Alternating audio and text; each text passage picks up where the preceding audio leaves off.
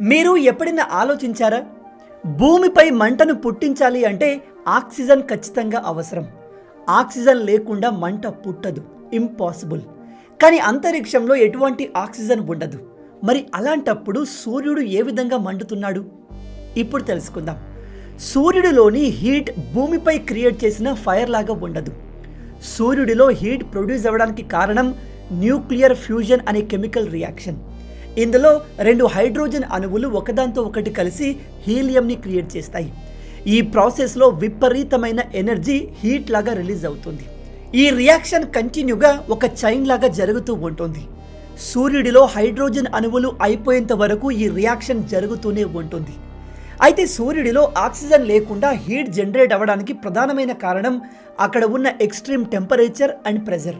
మీరు నమ్మరు, సూర్యుడి కోర్లో దాదాపు 1,50,00,000 డిగ్రీ సెంటీగ్రేడ్ల టెంపరేచర్ ఉంటుంది.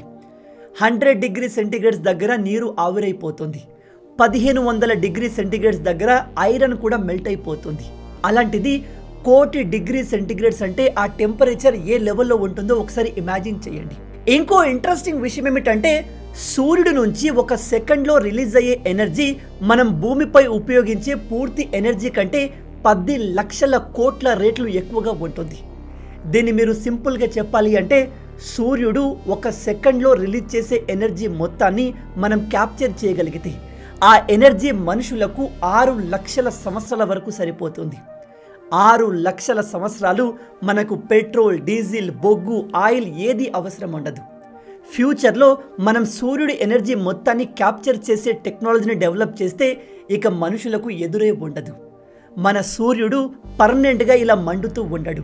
ఒక పర్టికులర్ టైం తర్వాత ఆ మంట ఆగిపోతుంది.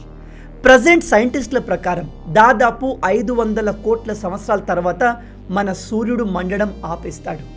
అప్పటిదాకా అసలు భూమి ఉంటుందో లేదో కూడా ఎవ్వరికీ తెలియదు.